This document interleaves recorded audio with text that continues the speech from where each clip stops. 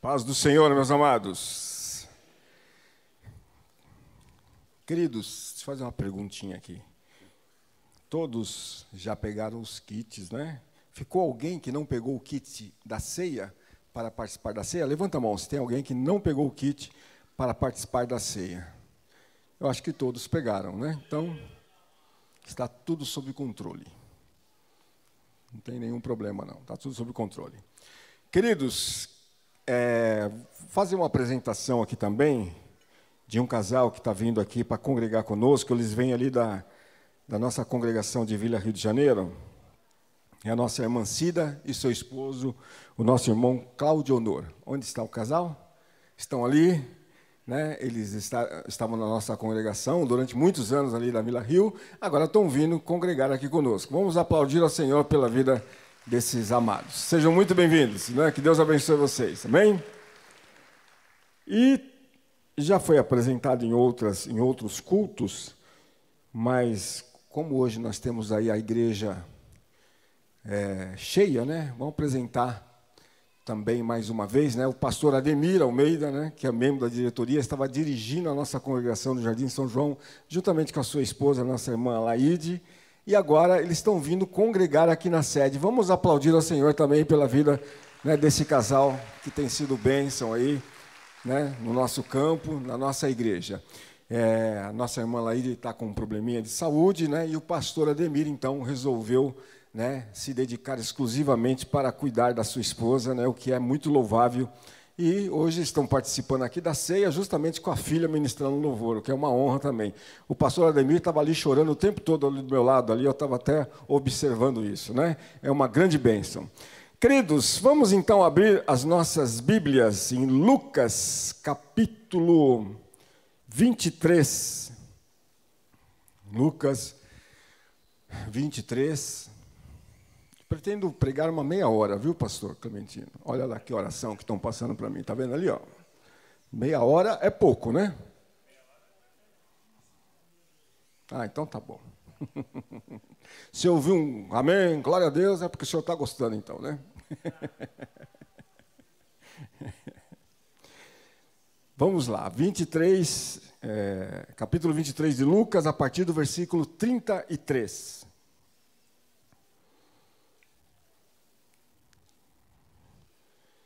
Diz a palavra de Deus pelo evangelista Lucas, o médico amado.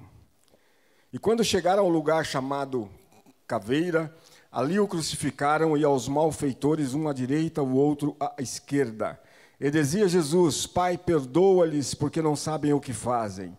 E repartindo seus vestidos, lançaram sortes. E o povo estava olhando, e também os príncipes zombavam dele, dizendo: aos outros salvou, salve-se a si mesmo, se este é o Cristo, o escolhido de Deus. E também os soldados escarneciam dele, chegando-se a ele e apresentando-lhe vinagre, e dizendo: se tu és o rei dos judeus, salva-te a ti mesmo.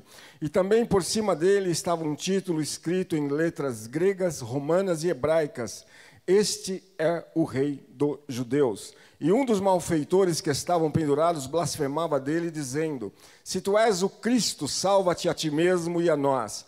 Respondendo, porém, o outro repreendia-o, dizendo: tu nem ainda temes a Deus, estando na mesma condenação?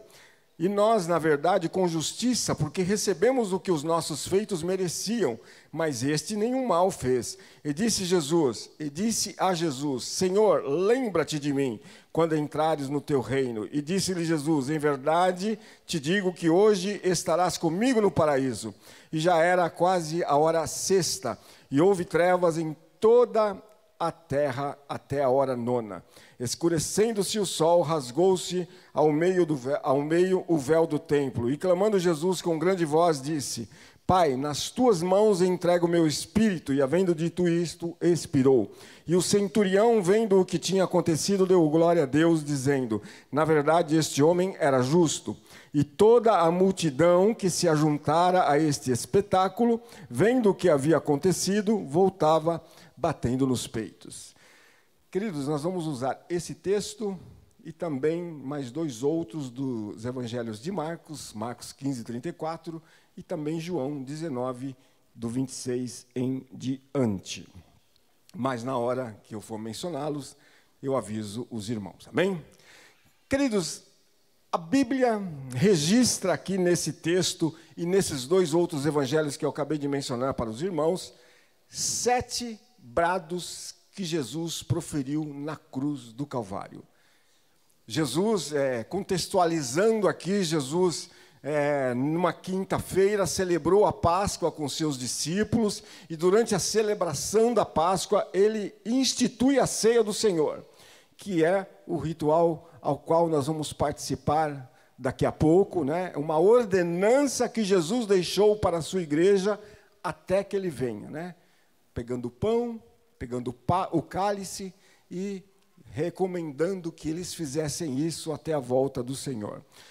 Depois disso, Jesus vai até o Getsêmani, que era um jardim, e ele ali em oração, ele luta contra exatamente aquele momento que estava para chegar, não pelo sofrimento físico que ele passaria, mas pelo sofrimento espiritual que ele sofreria ali na cruz do Calvário, que era o pecado da humanidade que estaria sobre ele. Ele já antecipando esse sofrimento, ele ora ao Senhor com angústia, com tristeza, a ponto de o seu suor se transformar em grandes gotas de sangue, e ele dizia: Pai, se possível, passa de mim esse cálice, todavia não seja feita a minha vontade, mas seja feita a tua vontade. Após essa batalha espiritual em que ele passa, né, lutando contra este momento que ele enfrentaria na cruz, o Senhor dá graça a ele, e em seguida ele é preso pelos soldados romanos. Ele é levado,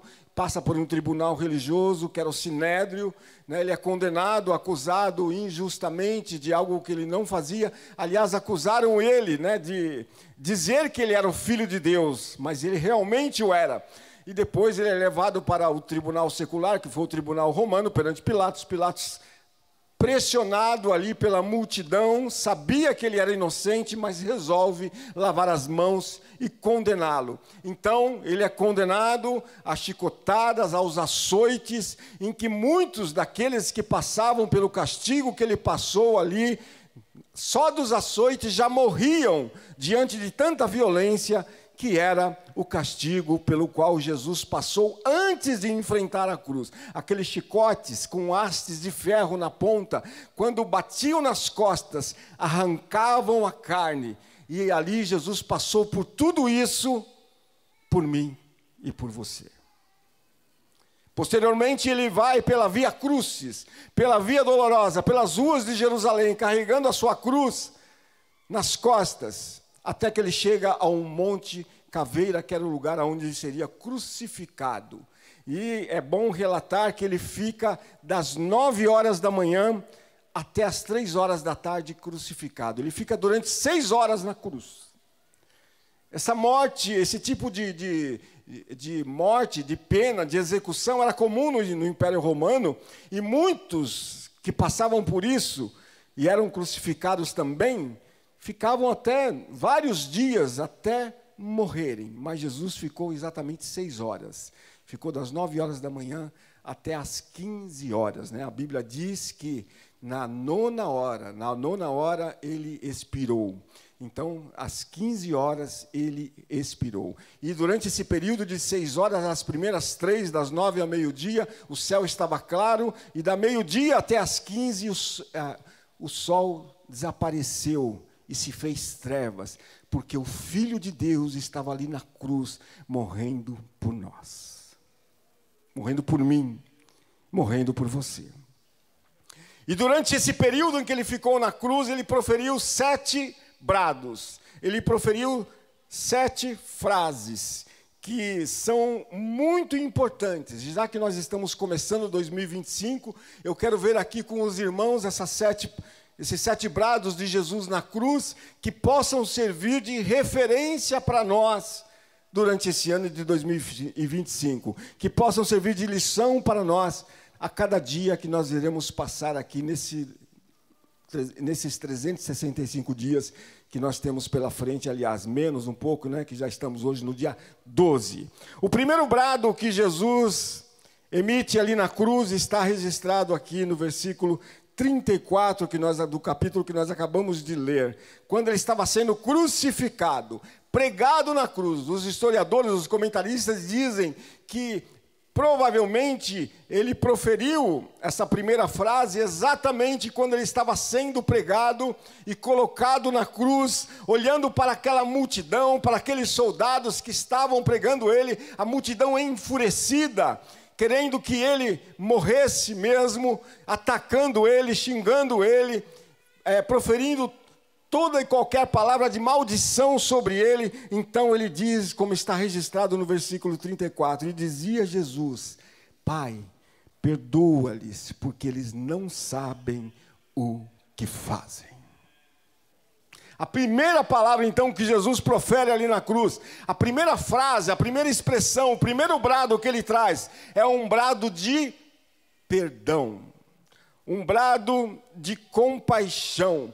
Ou seja, aqueles homens, aquela multidão enfurecida contra ele, ele não retribui da mesma forma, ele não convoca uma legião de anjos para destruir aquele povo, que ele teria poder para fazer isso, mas ele diz: Pai, perdoa-lhes. Ele não paga o mal com o mal.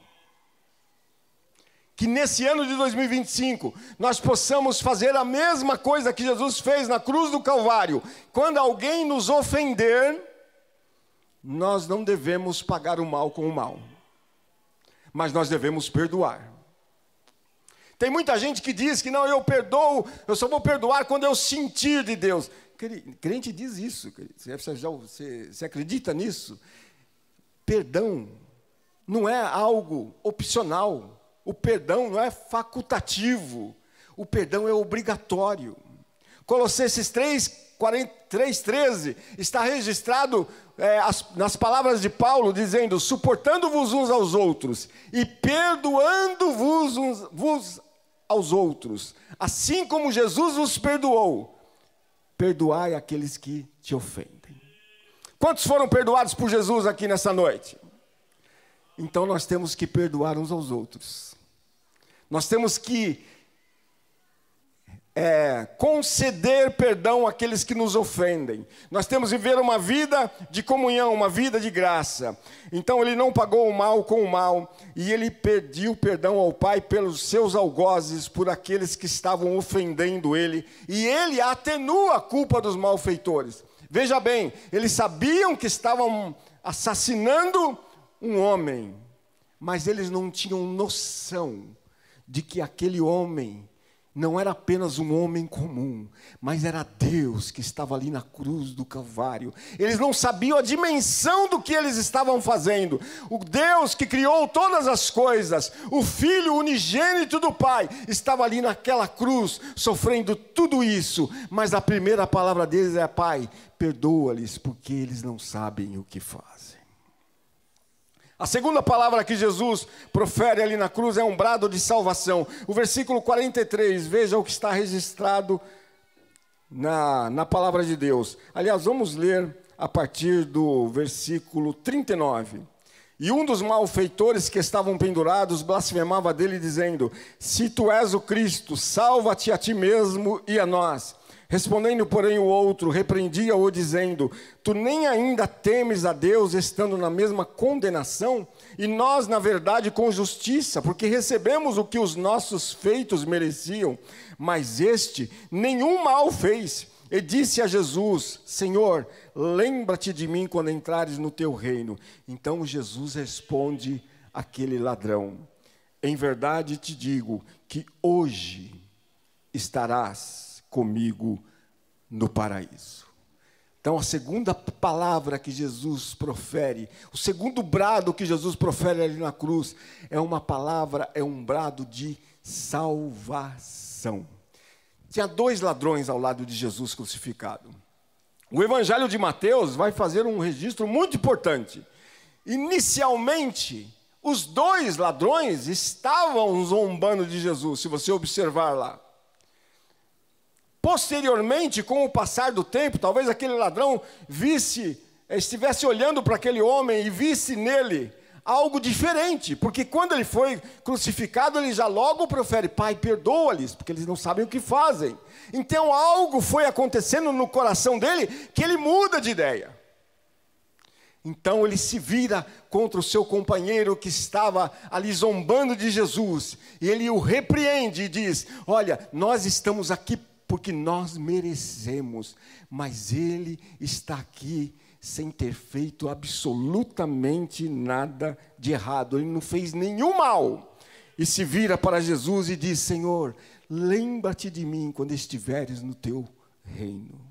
E Jesus então vira-se para ele e diz: em verdade vos digo que hoje estarás comigo no paraíso. O que isso nos ensina para 2025? Olha aqui para mim. Quando você se sentir tentado a achar que você é bom o suficiente para viver uma vida de piedade, uma vida na presença de Deus, lembre-se que a salvação é pela graça.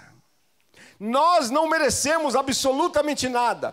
Por mais que nós façamos boas obras, por mais que nós possamos nos esforçar, isso não nos garante salvação. O que garante salvação é o sacrifício de Jesus na cruz do Calvário. Pela graça nós somos salvos. Isso não vem de nós, mas vem de Deus, para que eu não me glorie, para que você não se glorie. Por isso toda honra e toda glória tem que ser dadas ao nosso Deus. A salvação, ela é pela graça. E além disso, a salvação é uma dádiva imediata. Aquele homem não teve tempo de passar pelo discipulado, não teve tempo de receber orientações, não teve tempo de participar de um culto, não teve tempo de descer as águas do batismo. Mas Jesus se vira para ele e diz assim: hoje mesmo, você estará comigo no paraíso. E isso também nos ensina que a salvação é estar com Cristo. Salvação é estar com o nosso Mestre. Salvação é estar com o nosso Salvador. É isso que é a salvação. Se você está vivendo uma vida e não está conseguindo enxergar Jesus, você precisa rever os seus conceitos, porque a salvação que Ele te deu na cruz do Calvário significa a presença dEle na sua vida. Aquele homem não se batizou porque não teve tempo. Lógico que Jesus deixou a ordenança, né, para que fizéssemos discípulos de todas as nações e batizássemos ele em nome do Pai, do Filho e do Espírito Santo. Né? Então, na medida que você tem essa oportunidade, você tem que se batizar. Mas não é o batismo que salva, é crer que Jesus é o Filho de Deus e morreu por nós, e morreu pelos nossos pecados ali na cruz do Calvário. O terceiro brado que Jesus emite ali na cruz do Calvário. Agora vamos para João 19, 26. João 19 e 26. Vamos ler o 25 primeiro, tá? João 19, 25 e depois o 26 e o 27. Diz assim o evangelista João, o apóstolo, o discípulo amado. E junto à cruz de Jesus estava sua mãe e a irmã de sua mãe, Maria de Clopas e Maria Madalena. Ora, Jesus vendo ali a sua mãe e que o discípulo a quem ele amava, que era o próprio João, estava presente. Disse a sua mãe, Jesus então na cruz, em meio àquele sofrimento, ele olha, em determinado momento ele vê a mãe dele ali. Imagina o sofrimento de Maria. Né? Porque a ordem natural, entre aspas, né, seria os filhos sepultarem os pais, mas muitas vezes acontecem dos pais sepultarem os filhos. Isso é muito mais dolorido ainda. Então Jesus vendo a sua mãe no meio da multidão, ao lado de João, então ele diz para a sua mãe, versículo 26, olha, Jesus vendo ali a sua mãe e que o discípulo a quem ele amava estava presente, disse à sua mãe, mulher, eis aí o teu filho. E depois disse ao discípulo, eis aí a tua mãe. E desde aquela hora o discípulo a recebeu em sua casa. O que isso nos ensina, meus queridos? Que mesmo nos últimos instantes da sua vida, Jesus estava preocupado com a sua mãe. Jesus estava preocupado com a sua família. Porque os irmãos de Jesus só se foram se converter depois da ressurreição de Jesus. Até então, eles não acreditavam, não criam em Jesus e nem sequer gostavam muito da presença de Jesus. Eles até, de uma certa forma, entraram em conflito algumas vezes com Jesus. Então, Jesus providencia, então, um amparo para a sua mãe. Quando ele olha para João e fala, olha, eis aí a tua mãe. E fala para Maria, olha, eis aí o teu filho. Numa menção de que João deveria cuidar. E parece que ele cuidou, porque, segundo os historiadores, Maria foi morar em Éfeso, que é exatamente onde João viveu durante muitos anos e chegou a morrer naquela mesma localidade. O João foi o único apóstolo que não foi martirizado, morreu de morte natural. Os demais apóstolos foram todos martirizados. Então, Jesus estava providenciando um amparo para a sua mãe, para a sua família. Agora, deixa eu me deter aqui um tempo um pouquinho maior, um minuto a mais. Quantos amam a sua família? Amam mesmo? O nosso desafio agora em 2025 é, se você já cuida, redobre o cuidado com a sua família. Porque muitas vezes os filhos são um pouco relapsos. E acabam, às vezes, abandonando os pais, em determinadas circunstâncias. Às vezes não é um abandono físico, às vezes é um abandono até emocional, às vezes é o físico mesmo, né, que se ausentam de estar com os pais na velhice. Nós temos também situações de conflitos familiares. Nós temos também situações em que às vezes acontecem coisas terríveis no meio das famílias. Mas em 2025, cuide da sua família. Interceda pela sua família.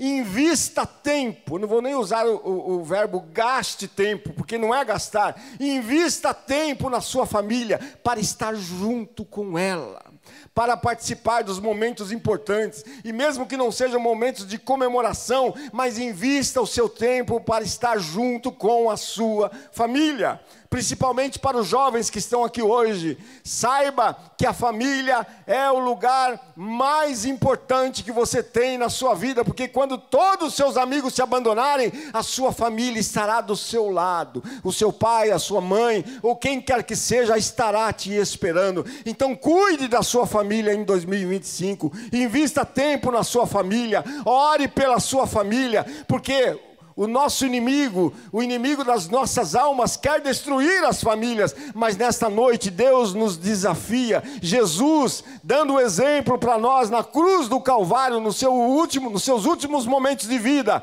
Ele cuidou da sua mãe, então cuide da sua família. Invista tempo na sua família, porque as famílias sendo fortalecidas, a igreja será fortalecida. As famílias fortalecidas também fortalecem a sociedade. Então ame a sua família, esteja ao lado da sua família. Aleluia. Então o terceiro brado que Jesus emite ali na cruz é um brado de amor, um brado de afeição, um brado de cuidado. E algo importante aqui também é que o texto fala, né, os evangelhos falam que o discípulo amado era João.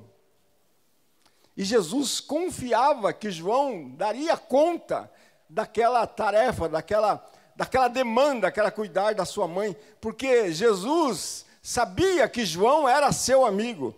Quantos têm amigos de verdade aqui nesta noite? Tem amigos de verdade, pastor? Está aí o pastor Emboaba, né? Que é teu amigo. Você foi até buscar, resgatá-lo ali, ó. Né?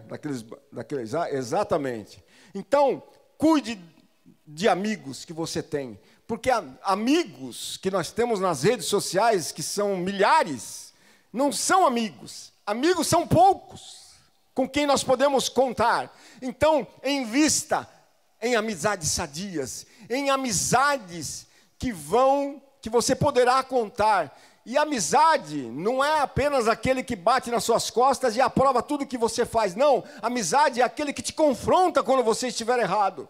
É esse tipo de amizade que você tem que valorizar. Porque muitas vezes aqueles que batem nas suas costas e apoiam tudo que você faz não são os seus amigos. Querem te ver e ir para a perdição. Mas aqueles que quando veem que a coisa não está certa e chegam em você e falam, não, não é bem assim. Este é teu amigo.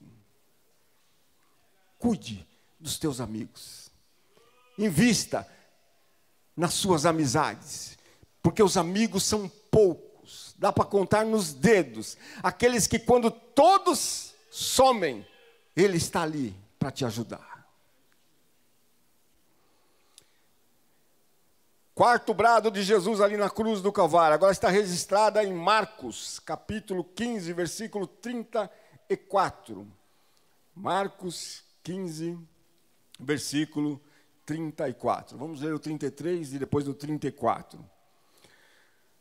Quarto brado de Jesus na cruz, ele diz assim: e chegada a hora sexta, meio-dia, houve treva sobre toda a terra até a hora nona, até as 3 horas da tarde. E a hora nona, Jesus exclamou com grande voz, dizendo: Eloi, Eloi, lama sabachthani. Essa expressão é em aramaico, que traduzido é: Deus meu, por que me desamparastes? Jesus cita aqui as palavras do Salmo 22. Enquanto ali na cruz, ele experimentava o afastamento de Deus por causa dos nossos pecados. Perceba que Jesus aqui não chama Deus de Pai. Ele chama de meu Deus, o Deus meu, por que me desamparastes? Esse daqui é um brado de desespero, um brado de desamparo. Jesus estava sentindo o desamparo de Deus ali na cruz do Calvário. O que isso significa, meus queridos? Lembra que eu mencionei o jardim do Getsêmani? Quando Jesus estava no jardim do Getsêmani orando, e ele ficou em angústia, em tristeza tal, que o seu suor se transformou em gota de sangue, e ele orava, meu Pai, se possível, passa de mim este cálice. Que cálice era esse que Jesus estava pedindo para que passasse dele? Era o cálice da ira de Deus contra o pecado. Porque o pecado afasta o homem de Deus. O pecado faz distanciamento entre o homem e Deus. E Jesus sabia que ele enfrentaria este momento aqui, exatamente esse momento, na cruz do Calvário. Por isso que ele diz: afasta de mim, mas não seja feita a minha, seja feita a sua vontade. E aqui ele sentiu esse afastamento. Então, o que isso nos ensina? Que em 2025 nós devemos nos afastar do pecado. Infelizmente tem muitos, não estou dizendo que é o caso aqui da sede, mas tem muitos por aí. Até esses dias mesmo, ontem mesmo estourou um escândalo na internet de um pastor que gostava bastante de criticar todos os outros pastores, falando, e descobriram que ele estava em adultério já fazia mais de um ano. E só veio a público confessar depois que foi descoberto.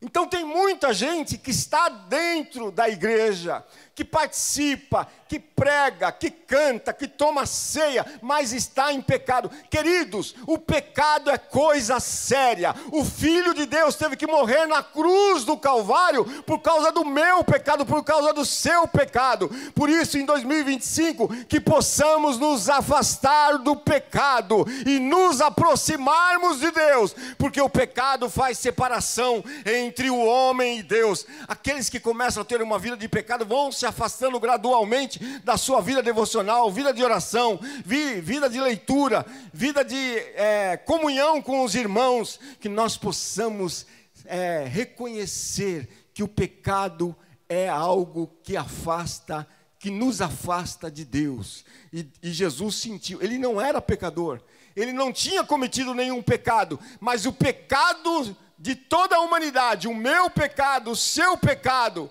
estava sobre ele ali na cruz do Calvário.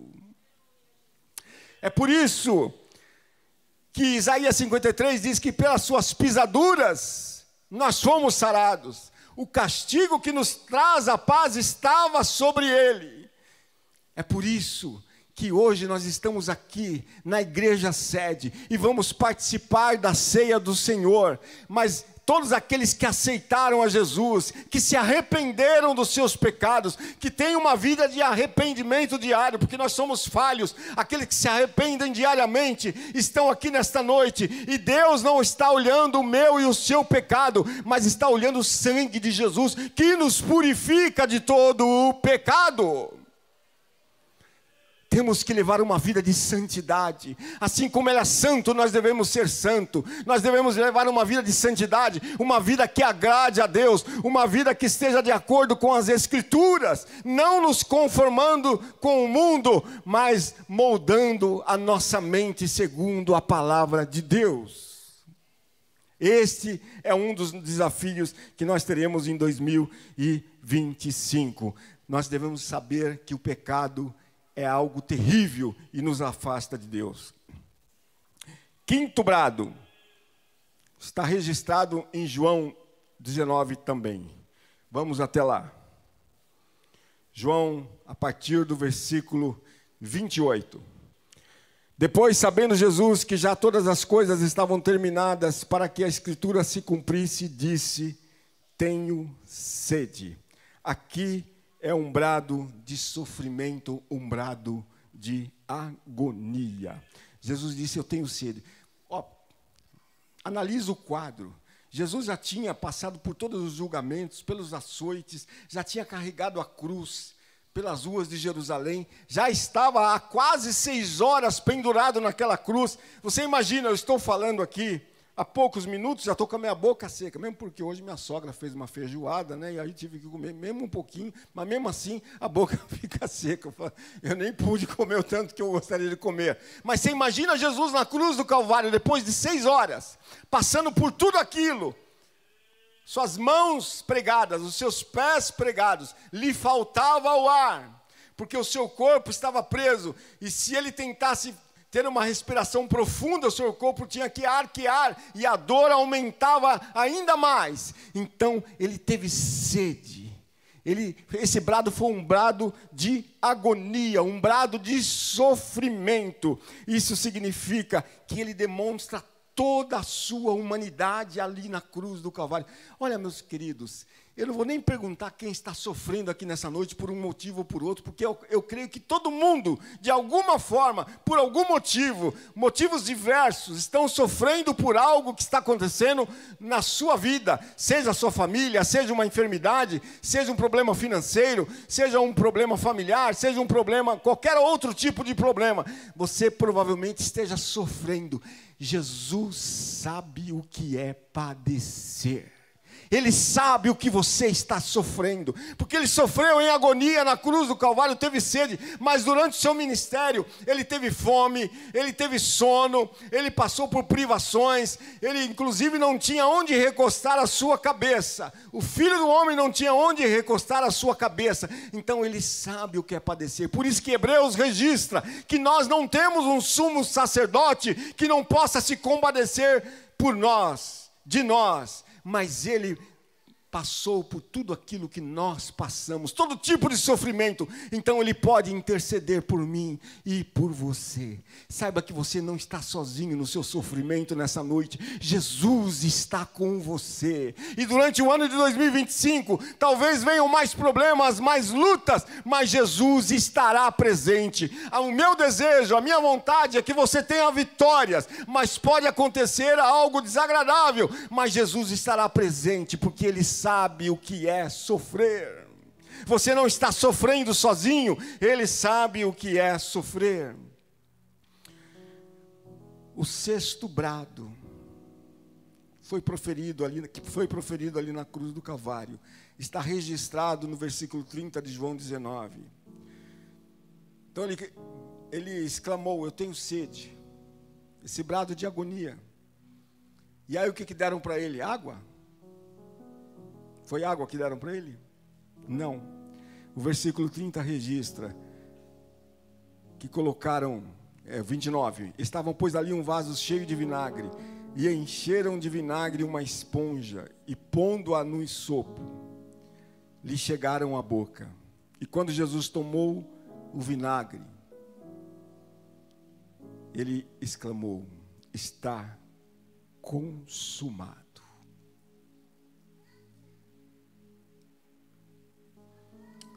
Essa declaração de Jesus significa que ele estava declarando que a sua obra de redenção estava completa.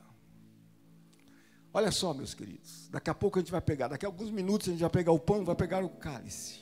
E é importante que nós tenhamos isso em mente. Quando Jesus declara está consumado, é uma palavrinha que vocês já devem ter ouvido por aí em hinos, ou alguém dizendo, que significa que a expressão é tetelestai, que é uma expressão do grego, que tem 3 significados. O primeiro é o significado doméstico. É quando um pai encarrega o seu filho de uma tarefa doméstica. E aí o filho vai, realiza a tarefa, faz o que o pai mandou, e no final ele dizia, tetelestai, ou seja, está terminado. Eu terminei a tarefa que tu me destes. Um outro significado dessa palavra também era um significado na vida comercial. Quando alguém devia algo na praça, que as parcelas iam sendo pagas, quando se pagava a última parcela, que acabou, que a dívida tinha sido paga, ali, naquela nota promissória, se carimbava tetelestai, está acabado. Olha aqui. Talvez você tenha dívidas a serem pagas em 2025, e eu tenho, e eu espero pagar todas elas nesse ano de 2025. Mas, mesmo que você não tenha nenhuma dívida aqui na terra, você tinha uma dívida no céu, que era o pecado que nós carregávamos, e a dívida que nós tínhamos era impagável. Era pior que o cheque especial. Sabe quando você entra no cheque especial? Ou entra no rotativo do cartão de crédito? Aliás, toma cuidado com o cartão de crédito, hein? Que o governo do amor aí dá mais uma paulada. Toma cuidado com esse rotativo, porque aí a coisa vai se embolando, e fica impagável. Esta era a minha dívida, esta era a sua dívida, uma dívida impagável. Mas Jesus, na cruz do Calvário, pegou a cédula que era contra nós e cravou na cruz e disse, tetelestai, está acabado, está consumado, está concluído, eles não devem mais nada, porque Ele pagou a nossa dívida. Ele pagou a sua dívida. Por isso, nesta noite, nós temos que abrir o coração e adorar ao Senhor, que é digno de toda honra e de toda glória. Bendito seja, Senhor, bendito seja, Senhor. E um outro significado dessa palavra tetelestai era no ramo imobiliário, que era a quitação de propriedade. Hoje, no ramo imobiliário, antigamente você tinha a hipoteca, que era uma garantia. Você comprava um imóvel e aí o imóvel era hipotecado até você pagar. Era um pouco mais difícil para os bancos receberem essa garantia, né? Porque tinha que entrar judicialmente e tudo mais, demorava um pouco. Mas agora, como sempre, né, os bancos dão um jeito, são favorecidos. Agora tem uma garantia chamada alienação fiduciária. Alienação fiduciária não precisa de processo judicial, porque quando você financia um imóvel, o banco já entra como proprietário fiduciário daquela propriedade que você está adquirindo. E se você não pagar, não precisa nem de processo judicial. O banco só notifica via cartório, e se não houver uma resposta positiva pagando a dívida, ele já reverte a propriedade para o banco. Tudo extrajudicialmente. Está muito fácil. Perdeu o imóvel. Então temos que tomar cuidado, aqueles que têm como garantia o seu imóvel, alienação fiduciária. Mas o termo tetelestai também significava a quitação de uma propriedade. Queridos, olha aqui para mim. Talvez você não tenha nenhuma propriedade aqui na terra. Se você mora de aluguel, ou está pagando um financiamento, está sempre ali, todo mês, pagando um financiamento.